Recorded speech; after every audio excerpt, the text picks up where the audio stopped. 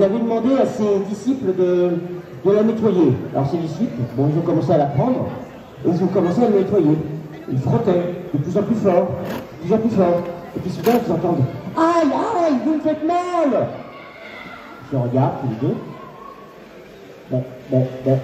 C'est toi qui as parlé? Non, c'est toi qui as parlé. Non, c'est toi. Non. Bon, alors on continue. Commence à frotter. Aïe, aïe, aïe, vous me faites mal! C'est la tête qui vient me parler. C'était tellement terrifié qu'ils se précipitèrent vers le moine.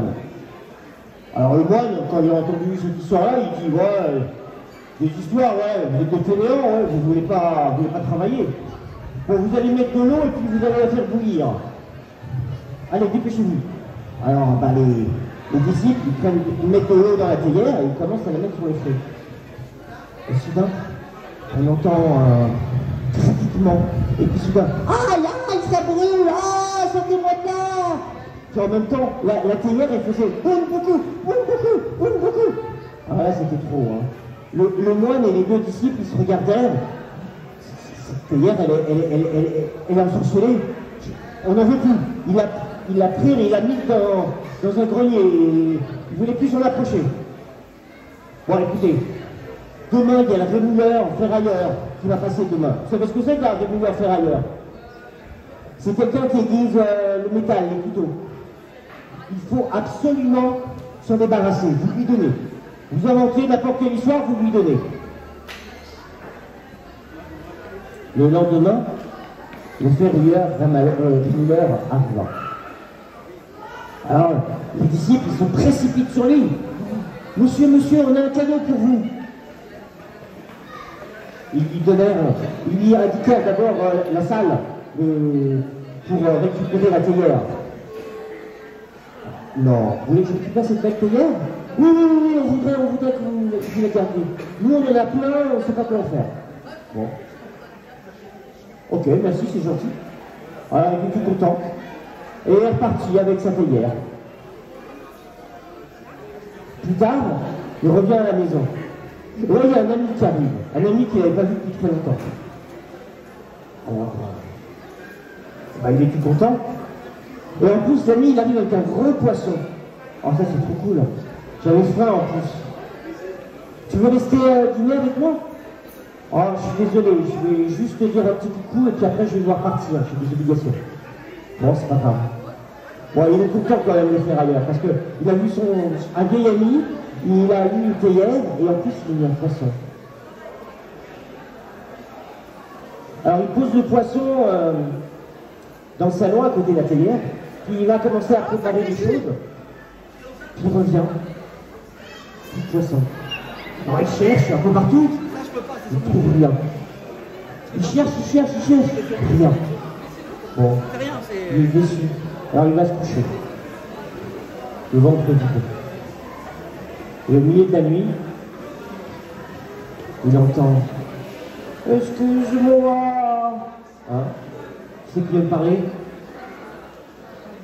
Excuse-moi, c'est moi qui a mangé ton poisson. Mais il n'y a personne qui dit si. Je suis tout seul.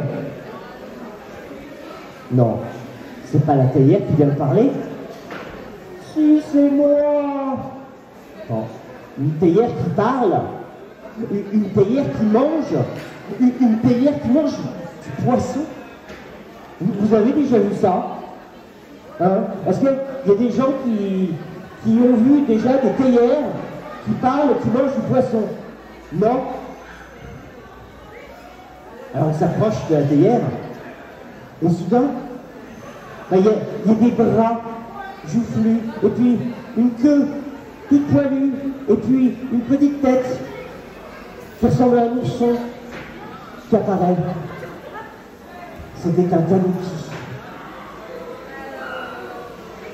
Et là, le tanuki lui explique que, en fait, il avait participé à un concours de métamorphose avec ses amis les kitsune, et il était resté bloqué dans la forme de la théière. Il n'arrive pas à redevenir comme il était normalement. Alors il est bloqué, et comme il ne se sent pas à l'aise, bah, il est obligé de rester avec les humains et pas de rester avec ses autres amis. Mais il a très faim. Alors il demande au ferrailleur de l'héberger. Le ferrailleur il dit écoute, le problème c'est que tu sais,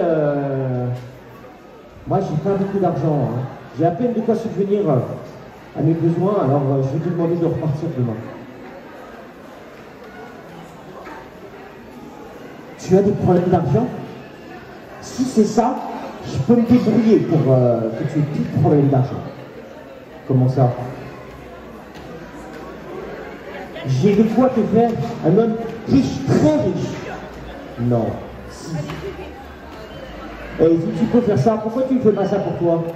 Ben parce que si je fais les petites combines tout seul, les gens ils vont avoir peur. Les gens ils vont me chasser. Donc il faut que ce soit un humain comme toi pour m'aider. Tu veux dire que on ferait un truc genre un spectacle? Oui, je vais y réfléchir. Le ferrailleur y réfléchit. Et le lendemain matin, il prit 2 grandes ficelles qu'il installa sur une estrade dans son jardin. Puis il prit la vaisselle et tapa sur la vaisselle aux alentours. Oyez, oyez, braves gens, oyez, braves gens. Demain, un spectacle inédit. Brûle beaucoup, la théière dansante. Venez nombreux. Et le lendemain, tout le monde se précipitait. Qu'est-ce qu'on dit? On y vit une théière qui se met à grimper sur les fils. Et puis, il dit... Est-ce qu'elle a essayé de danser? Et puis, patatras, et hop, elle se relève. Elle se relève. Et là, elle commence à prendre des épouvantails, des éventails. Et elle commence à jongler avec. Et puis elle s'élance, elle commence à s'élancer, à danser, etc. Tout le monde est ébahi. Il y a plein de pièces qui arrivent dans le petit chapeau qui est devant. Plein de pièces. Le spectacle marche très bien. Tellement bien qu'il recommence le lendemain et le surlendemain. Et puis, tous les jours, ça marche de mieux en mieux. Tous les gens viennent au village pour voir le fameux spectacle de la théière Brûle beaucoup.